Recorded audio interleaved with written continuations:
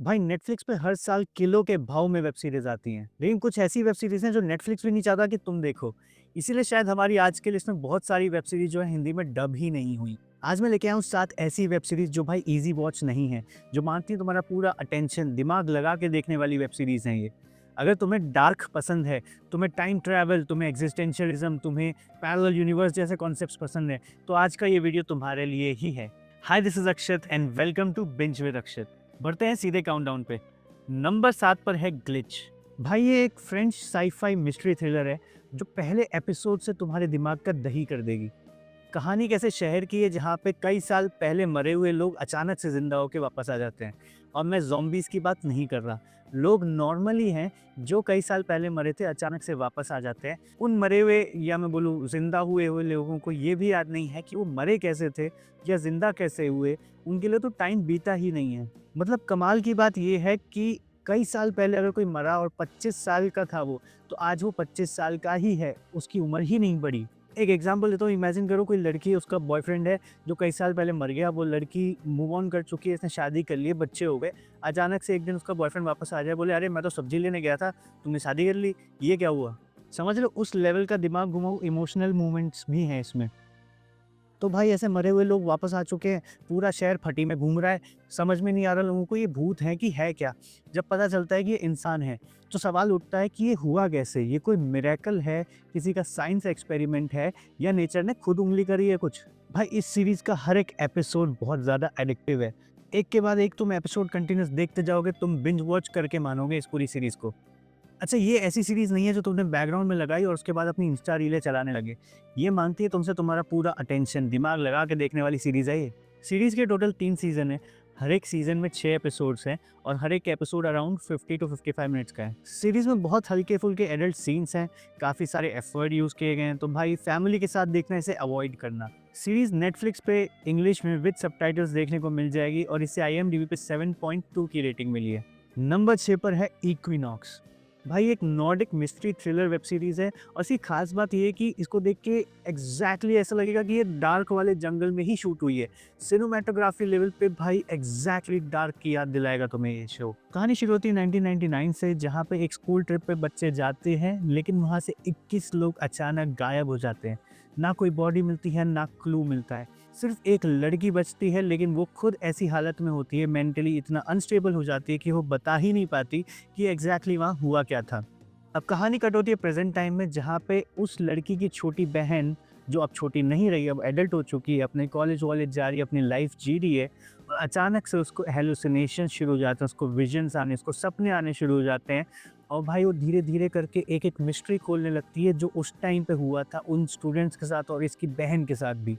जबकि कमाल की बात यह है कि वो थी भी नहीं वहाँ पे प्रेजेंट, इस लड़की का उस जगह से कोई लेना देना है भी नहीं। तो भाई ये इसी के साथ क्यों हो रहा है, इसी को क्यों दिख रहा है सब, ये मिस्ट्रीज़ कैसे खोल पा रही है, ये सब जानने के लिए तुम्हें इस सीरीज़ को पूरा देखना पड़ेगा। भाई ये सीरीज़ डार्क से ज़्यादा माइथोलॉजिकल है, लेकिन बहुत अच्छी मिस्ट्री बना के रखती है और इसका हर एक एपिसोड इस तरीके से एंड किया गया है कि तुम नेक्स्ट एपिसोड थोड़ा-सा और देख लेता हूँ बोल के ही मानोगे। सीरीज़ में टोटल 6 एपिसोड हैं, हर एक की लेंथ 40 से 50 मिनट की है। सीरीज़ में कोई भी एडल्ट सीन मुझे एज़ सच लगा नहीं, गालियाँ भी बहुत मिनिमल हैं। इसे फैमिली के साथ देखना है कि नहीं, ये डिसीजन भाई मैं तुम पे छोड़ता हूँ। ओरिजिनल ये सीरीज़ डैनिश लैंग्वेज में बनी है, लेकिन नेटफ्लिक्स पे इंग्लिश डब में अवेलेबल है, इंग्लिश सबटाइटल्स के साथ है। तुम इसे नेटफ्लिक्स पे देख सकते हो। इसे आईएमडीबी पे 6.6 की रेटिंग मिली है। नंबर 5 पे है द रेन। कहानी पोस्ट एपोकलिप्टिक सर्वाइवल थ्रिलर की है। भाई हमने सुना है ऐसे वायरस होते हैं जो सांस से फैल जाते हैं, जो स्किन टच से फैल जाते हैं। इस सीरीज में एक ऐसा वायरस दिखाया गया है जो बारिश से फैलता है। मतलब कोई इंसान अगर बारिश में भीग गया, घर के अंदर नहीं है, बाहर खड़ा है और बारिश को छू लेती है, तो समझो वो तो टपका। ऐसे में कहानी हमें दिखाई जाती है दो सिबलिंग्स की जो कई साल तक एक बंकर में छुपे रहते हैं उस बारिश से बचने के लिए। और जब वो बाहर आते हैं, भाई दुनिया ऑलमोस्ट ख़त्म ही हो चुकी है, मतलब रिसोर्सेज भी इतने कम बचे हैं, खाना पानी ढंग से मिल नहीं पा रहा और जो सर्वाइवर्स हैं वो एक दूसरे की जान के पीछे पड़ चुके हैं अब। ये सीरीज बिल्कुल अंदर घुस के मोरालिटी को क्वेश्चन करती है। अपोकलिप्स के टाइम पे एक्चुअल में इंसान कैसे बिहेव करेगा ये वो दिखाती है। सर्वाइवर्स ने अपने अपने ग्रुप्स बना रखे हैं। कुछ हैं जैसे अल्फा टाइप सर्वाइवर्स हैं जो मानते हैं कि मारो पर जिंदा रहो। कुछ हैं जो डरपोक टाइप के हैं, छुप के रहते हैं लाइक रैट्स, कि बस खाना मिल जाए, पानी मिल जाए, हम जिंदा रहें। ऐसे माहौल में ये दोनों सिबलिंग्स कैसे सर्वाइव करेंगे, ये तुम्हें इस सीरीज में देखने को मिलेगा। सीरीज में वायरस का ओरिजिनेशन की भी बात की गई है, बहुत सारे साइंस एक्सपेरिमेंट्स की भी बात की है, तो साईफाई एंगल भी इसमें भर भर के तुम्हें देखने को मिलता है। और डार्क सीरीज की तरह ये बहुत इंपॉर्टेंट सवाल पूछती है कि अगर फ्यूचर को स्टेबल करना है तो उसके लिए पास्ट में किस हद तक गंदी चीज़ें करना जस्टिफाइड है। सीरीज के टोटल 3 सीजन्स हैं। पहले सीजन में 8 एपिसोड हैं और दूसरे और तीसरे सीजन में 6 एपिसोड हैं। हर एक एपिसोड की लेंथ अराउंड 40 मिनट्स की है। सीरीज में बहुत सारे एडल्ट सीन्स हैं और भाई किलो भर के गालियाँ हैं। फैमिली के साथ तो देखने की सोचना भी मत। सीरीज नेटफ्लिक्स पे सिर्फ इंग्लिश में अभी फिलहाल देखने को मिलेगी विद इंग्लिश सबटाइटल्स और इसे IMDb पे 6.3 की रेटिंग मिली है। नंबर 4 पर है काटला। भाई एक आइसलैंडिक वेब सीरीज है। देख रहे हो तुम्हारा भाई कहाँ कहाँ से ढूंढ ढूंढ के ला रहा है तुम्हारे लिए वेब सीरीज। कहानी शुरू होती है एक वोल्केनो इरप्शन से, जो एक्चुअली में बहुत कॉमन है, लेकिन आसपास के उसके शहर में कुछ ऐसी चीज़ें होने लगती है जिसकी वजह से बहुत सारे मरे हुए लोग फिर से जिंदा हो जाते हैं, अपनी नंबर 7 वाली वेब सीरीज की तरह ही।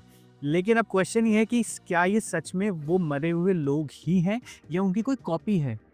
मतलब लोग बिल्कुल एग्जैक्टली वैसे ही दिख रहे हैं, सेम बॉडी सेम मेमोरीज, लेकिन क्वेश्चन ये है कि सोल भी सेम है क्या।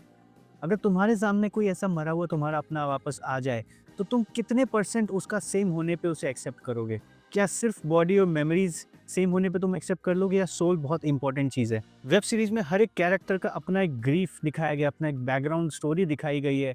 किसी के जो है पुराना पार्टनर मरा हुआ वापस आ जाता है, किसी का बच्चा मरा हुआ वापस आ जाता है, और सीरीज काफ़ी ज़्यादा इमोशनल लेवल पे भी चली जाती है। सीरीज जो है घुस के बात करती है एकदम एग्जिस्टेंशियलिज्म के ऊपर। सीरीज का टोटल एक ही सीजन है, 8 ही एपिसोड है और हर एक एपिसोड की लेंथ अराउंड 45 मिनट्स की है। सीरीज में गालियां तो बहुत कम है, लेकिन बहुत सारे छोटे छोटे एडल्ट सीन है, तो अगर बेलन से मार खानी है तो इसे फैमिली के साथ तुम देख सकते हो। नेटफ्लिक्स पे इंग्लिश में देखने को मिल जाएगी ये सीरीज और इसे IMDb पे 7.0 की रेटिंग मिली है। नंबर 3 पर है ट्रैवलर्स। ये एक normal time travel sci-fi thriller नहीं है। स्टोरी ऐसी है कि फ्यूचर में होने वाला एक बहुत बड़ा एपोकलिप्स, जिसकी वजह से बहुत सारे टाइम ट्रैवलर्स को पास्ट में ट्रैवल करना पड़ता है। अब वो पास्ट में इस तरीके से ट्रैवल करते हैं कि यहाँ पे जब कोई मर जाता है तो उसकी कॉन्शियसनेस को उसकी बॉडी पे वो लोग कब्जा कर लेते हैं। हर एक ट्रैवलर को अपना मिशन दिया जाता है, छोटे छोटे मिशंस होते हैं, लेकिन बटरफ्लाई इफेक्ट्स की वजह से आगे जाके होने वाला एपोकलिप्स रुक सकता है। कोई ट्रैवलर जो है वो FBI एजेंट बन जाता है, कोई ट्रैवलर डॉक्टर बन जाता है, कोई एक नॉर्मल इंसान होता है, कोई एक ड्रग एडिक्ट बन जाता है। प्रॉब्लम तब आने लगती है जब इनको मिशन के बीच में इनके अपने इमोशंस आ जाते हैं। तो अब ये लोग अपना मिशन कैसे अकॉम्प्लिश कर पाते हैं और वो एपोकलिप्स को कैसे रोक पाते हैं, ये देखने के लिए वेब सीरीज को तुम्हें देखना पड़ेगा। सीरीज में भर भर के टाइम ट्रैवल दिखाया गया है, कोई ना कोई कभी ना कभी टाइम ट्रैवल कर ही रहा होता है पूरे सीरीज में कंटिन्यूसली। और अगर तुम्हें बहुत ज़्यादा दिमाग लगाने वाली वेब सीरीज नहीं चाहिए लेकिन फिर भी टाइम ट्रैवल वाला कॉन्सेप्ट देखना है, तो भाई इस वेब सीरीज को तुम कंसिडर कर सकते हो। सीरीज के टोटल 3 सीजन है, हर एक सीजन में 10 से 12 एपिसोड्स हैं और हर एक एपिसोड की लेंथ 45 मिनट्स के आसपास की है। सीरीज में बहुत सारे एडल्ट सीन्स हैं, बहुत सारी गालियां हैं भाई, अगेन इसे फैमिली के साथ बिल्कुल मत देखना। नेटफ्लिक्स पे ये इंग्लिश लैंग्वेज में अवेलेबल है और इसे IMDb पे 8.0 की रेटिंग मिली है। नंबर 2 पे है ओए। ओए काके वाला ओए नहीं, OA। भाई एक सीरीज कम, ये एक्सपीरियंस ज़्यादा है। कहानी एक ऐसी लड़की की है जो 7 साल के लिए गायब हो जाती है। जब वो गायब हुई थी उसके पहले वो अंधी थी, वो देख नहीं सकती, लेकिन जब वो वापस आती है तो वो सब कुछ देख सकती है। अब वो डॉक्टर्स को ना बता के रैंडम लोगों को पकड़ती है और उनको अपनी स्टोरी सुनाने लगती है। कोई टीचर को पकड़ लेती है, कोई एक टीनेजर को पकड़ लेती है, एक लोनली पर्सन को पकड़ लेती है और बैठा बैठा के उसको अपनी कहानी सुनाती है कि मैं कैसे मौत से बच के वापस आई हूँ, नियर डेथ एक्सपीरियंस किया है मैंने।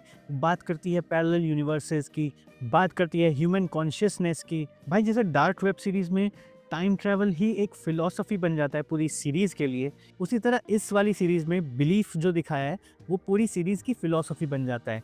मतलब साइंस और बिलीफ के बीच की एक लाइन होती है जो उन्होंने मिटा दी है। तुम्हें पता ही नहीं चलेगा कि बिलीफ कहाँ ख़त्म हो रहा है और साइंस कहाँ शुरू हो रही है। इस सीरीज़ की सबसे अच्छी बात है तुम्हें स्पून फीड नहीं करती भाई, स्टोरी के थ्रू वो तुम्हारे सामने क्लूज रख देती है, इमोशंस रख देती है और ऑडियंस पर छोड़ देती है जितना तुम इंटरप्रेट कर सको। जितना तुम दिमाग लगाओगे उतना ज़्यादा सीरीज़ को तुम एंजॉय करते हो। अच्छा, इस सीरीज़ के लिए मैं एक चीज़ बोलूँगा, या तो ये तुम्हें बहुत ज़्यादा अच्छी लगेगी या तुम बोलोगे क्या बकवास सीरीज़ है। मिडल ग्राउंड है ही नहीं इसका। सीरीज़ के टोटल 2 सीजन्स हैं, हर एक सीज़न में 8-8 एपिसोड हैं और हर एक एपिसोड की लेंथ 1 घंटे के आसपास की है। भाई सीरीज में भर भर के एडल्ट सीन्स हैं और बहुत सारे अपशब्द भी हैं। नेटफ्लिक्स पे सीरीज देखने को मिल जाएगी इंग्लिश में विद इंग्लिश सबटाइटल्स और इसे IMDb पे 7.8 की रेटिंग मिली है। नंबर 1 पे है मेरी फेवरेट 1899। भाई डार्क देखने के बाद मैंने सर्च किया था कि उसके क्रिएटर्स ने और कौन सी वेब सीरीज बनाई है और कुछ ही टाइम बाद 1899 आई। कहानी कैसे शिप की दिखाई है जो यूरोप से अमेरिका ट्रैवल कर रहा होता है और उसमें बहुत सारे अलग अलग कंट्रीज के लोग होते हैं। हर कोई अपनी भाषा बोलता है, अपने कल्चर से आता है और जर्नी काफी अच्छी चल रही होती है। बीच समंदर में मिलता है इनको एक अबैंडन्ड शिप जो कई महीनों पहले लापता हो गया था, जिसका किसी को कुछ नहीं पता था कहाँ था। ये इनको मिल जाता है बीच समंदर में जिसमें एक भी इंसान नहीं दिखता है। जैसे ही शिप का क्रू डिसाइड करता है कि हम जाके उस शिप पे देखेंगे क्या हुआ है, हम इन्वेस्टिगेट करेंगे, बस वहां से पूरी सीरीज पलटी मार लेती है। भाई वहां से होना शुरू होता है ग्लिच। टाइम अजीब सा बिहेव करने लगता है, मेमोरीज पे आप भरोसा नहीं कर सकते। जो अभी तक तुम्हें लगता था ये रियलिटी है वो बदल जाती है, कैरेक्टर की मेमोरीज बदलने लगती है। जो ऐसा लगता है ये तो इम्पॉसिबल है वो एकदम नॉर्मली होने लगता है। डार्क की तरह ही इसके क्रिएटर्स ने इस वेब सीरीज में भी काफ़ी ज़्यादा सिंबल्स, नंबर्स और पैटर्न्स को बहुत महत्व दिया है। उसके अराउंड मिस्ट्री घूमती है। तुम सोचने लगते हो ये वाला सिंबल मैंने अच्छा है वहाँ देखा था, इसका ये मीनिंग हो सकता है, ये वाला पैटर्न ओ अच्छा है, now it all make sense. ये वाली फीलिंग तुम्हें पक्का आएगी। हर एपिसोड के खत्म होने पे थोड़ा बहुत रिवाइंड तो तुम करके देखोगे कि भाई ये हुआ क्या अचानक। सीरीज में एक ही सीजन है, टोटल 8 एपिसोड है और हर एक एपिसोड की लेंथ 55 मिनट्स के आसपास की है। सीरीज में एडल्ट सीन नहीं है, एफ वर्ड का काफ़ी यूज़ किया गया है, तो फैमिली के साथ भाई तुम्हारा डिसीजन है, देखो मत देखो। नेटफ्लिक्स पे सीरीज हिंदी और इंग्लिश दो ही लैंग्वेज में अवेलेबल है और इसे IMDb पे 7.3 की रेटिंग मिली है। ये थी हमारी आज की लिस्ट। वीडियो ज़्यादा लंबा ना हो जाए इसलिए बहुत सारी सीरीज़ मैं अभी तक इस लिस्ट में डाल नहीं पाया, तो इसका नेक्स्ट पार्ट ज़रूर लेके आऊँगा। अगर तुम्हारे पास भी ऐसी सीरीज़ है तो नीचे कमेंट करके बताओ। मिलते हैं अगले वीडियो में, तब तक के लिए भूत प्रेतों से दूर रहें और ज़िंदा रहें। Take care.